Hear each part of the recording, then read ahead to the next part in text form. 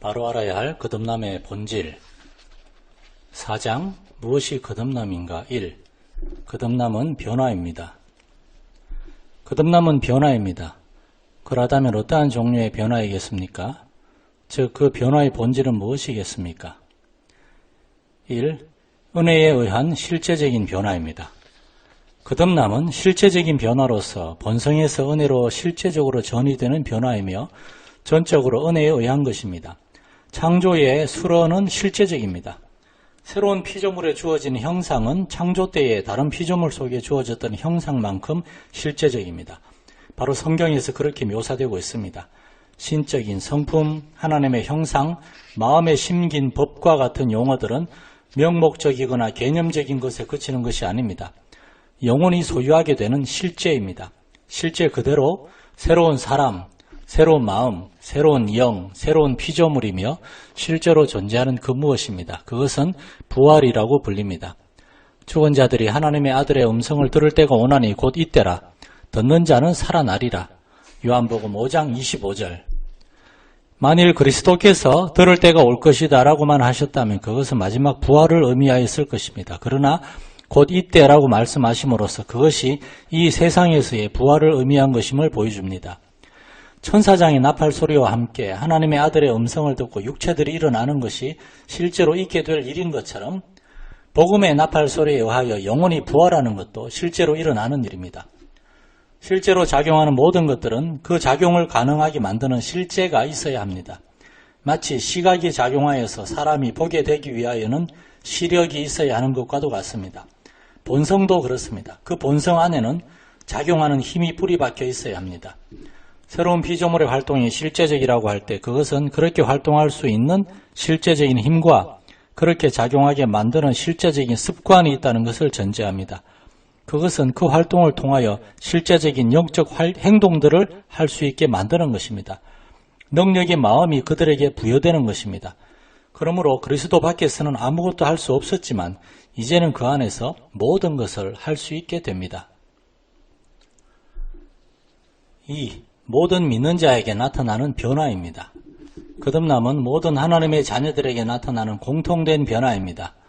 누구든지 그리스도 안에 있으면 새로운 피조물이라. 고린도후서 5장 17절.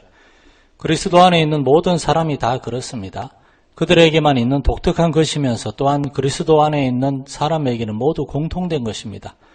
새로운 창조가 모든 그리스도인들을 그리스도인이 되게 합니다. 그들 속에 자리 잡게 되는 새로운 존재로서 그들에게 새겨지는 새로운 도장이며 날인입니다. 본성적인 면에서 본다면 전혀 구분하기 어려운 사람들을 그것으로 분간할 수 있게 됩니다. 모든 생물들은 그 종류대로 같은 본성을 가지고 있습니다. 마찬가지로 사람들도 모두 사람이라는 본성을 지니고 있습니다. 그런데 하나님의 생명이 생명책에 기록되어 있는 모든 사람들에게 전달됩니다. 그 생명의 본성은 모두 동일합니다. 아프리카에 있는 신자나 유럽에 있는 신자나 하늘에 있는 신자나 땅에 살고 있는 신자나 모두가 동일한 실제적 본성을 갖게 되는 변화를 겪습니다. 그들은 모두 한 가족이며 한 영으로서 행하고 마치 거울에 비춰진 얼굴을 보고 있는 것처럼 같은 대답을 하는 마음을 가지게 됩니다.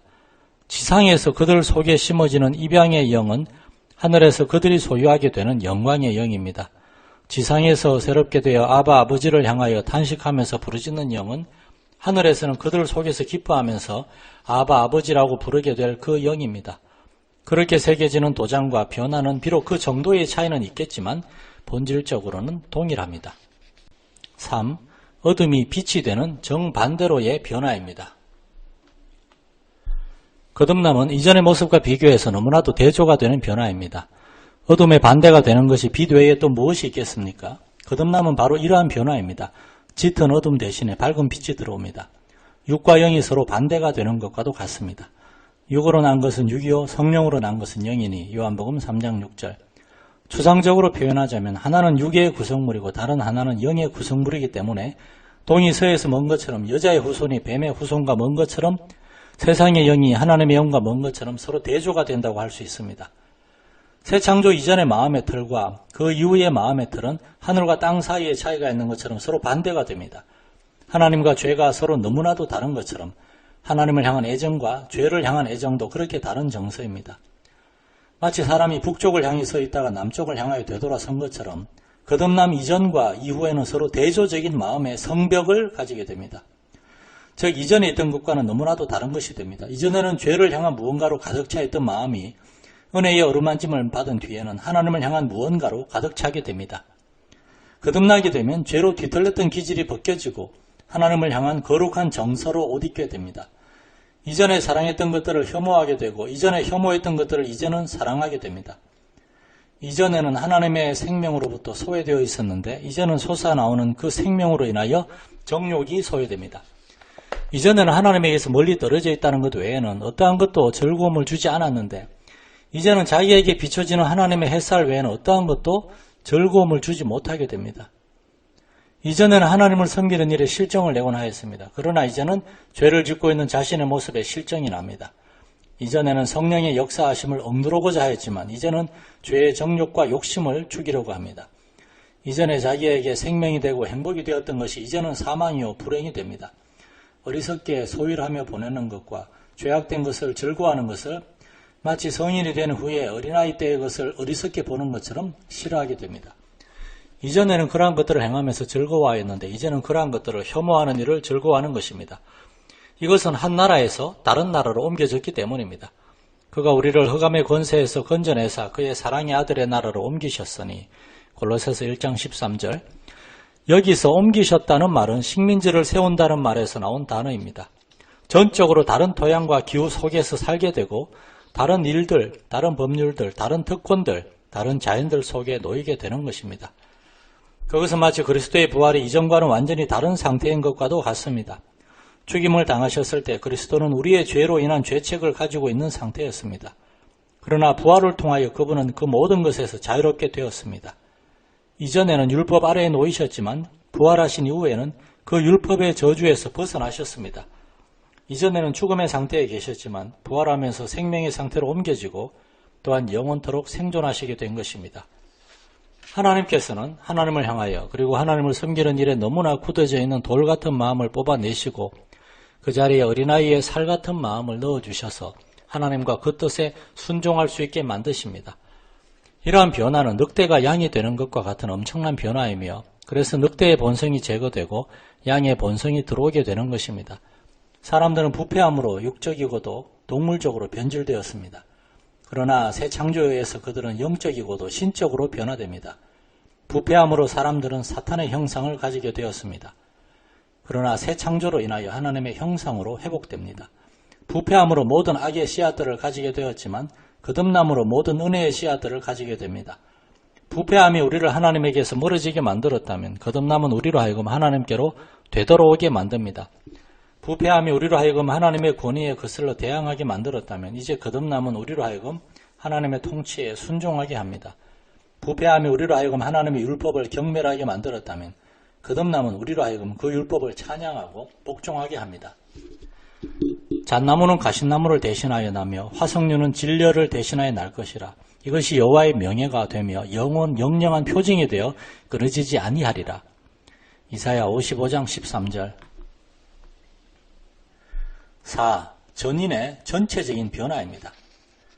거듭남은 새로운 피조물이 되는 것입니다. 새로운 능력이나 새로운 기능적 구조물을 가지게 되는 변화에 그치는 것이 아닙니다.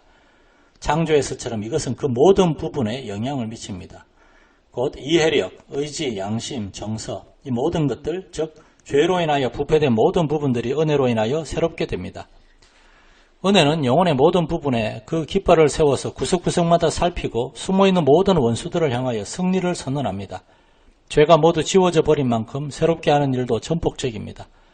영혼의 모든 부분들은 하늘에서 영광스럽게 될 것입니다. 그러므로 영혼 전체가 은혜로 인하여 아름답게 변화되기 시작해서 그러한 영광스러운 변화에 이르게 될 것입니다. 그 교회의 모든 아름다운 부분들이 아가서에 묘사되어 있습니다.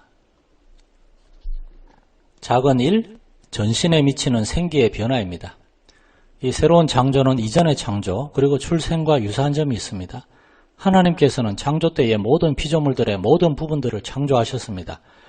태아가 자궁 속에서 형성될 때에는 단지 한 부분만이 만들어지고 나머지 부분은 불완전한 상태로 있는 것이 아니라 골고루 작용해서 전체의 신체를 형성하게 됩니다. 성령께서는 새로운 피조물의 모든 부분들이 형성되는 일에 작용하십니다. 출생 때의 어린아이 전체가 형성되어 태어나는 것처럼 말입니다. 그렇지 않다면 괴물이 나오게 될 것입니다. 하나님께서는 거듭날 때에 괴물을 낳으시는 것이 아닙니다. 새로운 사람의 전체의 모양이 형성되는 것입니다. 어느 한 부분만 개혁되는 것이라고 생각한다면 큰 실수를 하는 것입니다. 그러한 것은 자신의 창조가 전혀 아니라고 하나님께서 말씀하실 것입니다. 하나님께서는 일을 하실 때에 어중간하게 하시는 분이 아닙니다. 작은 이, 거듭남의 은혜는 부패 전체를 무너뜨립니다. 거듭남의 은혜는 부패한 모든 부분에 영향을 미치게 됩니다. 타락함으로 죄가 원래의 의로움의 뼈대 전체를 무너뜨려 버렸던 것과 같이 이제 거듭남의 은혜는 부패의 뼈대 전체를 무너뜨립니다. 시커먼 죄와 함께 단지 지성이나 심정, 이성이나 의지만이 쫓겨나는 것이 아니라 원래의 올거름을 잃어버린 모든 부분들이 쫓겨나게 됩니다. 이전에 어떠한 기능적 구조물도 스스로에게 자부심을 가지고 바리새인처럼 나는 이런 세리 저런 자들과는 같지 않다라고 말할 수 없습니다. 죄의 물결이 머리 위에서부터 덮쳐버려서 발끝까지 미치게 되었습니다. 죄는 곰팡이가 빵 전체로 번지는 것처럼 모든 부분에 퍼지게 되었습니다. 그러나 이제 은혜가 모든 기능적 구조물에 영향을 미쳐서 오염된 것들을 쫓아내버립니다. 은혜는 마치 빛과 같습니다. 지평선 너머에 해가 떠오를 때 빛이 어둠을 쫓아내고 모든 대지의 구석구석을 밝게 비춥니다. 또한 성령은 불과 같습니다. 불길에서 나온 열기가 물의 모든 분자들 사이에 전달되어 물을 데우는 것처럼 성령의 그 열기도 거듭난 사람의 모든 구석구석으로 스며들어가게 됩니다. 그 부패한 자연인은 단순히 옛 지성이나 옛 의지가 아니라 옛 사람이라고 불립니다. 마찬가지로 거듭난 사람도 새 지성이나 새 의지가 아니라 새 사람이라고 불리는 것입니다. 작은 삶, 은혜가 영혼 본체의 주인으로 자리합니다. 영혼의 실체야말로 은혜가 거하는 적절한 처소이므로 그곳에 있는 은혜가 영혼의 모든 기능적 구조물에 영향을 미치게 됩니다. 바로 그 실제에서 지성과 의지의 완전함이 흘러나옵니다. 그러므로 은혜는 지성과 의지에 머무르는 것이 아니라 바로 영혼의 본체 속에 거하는 것입니다.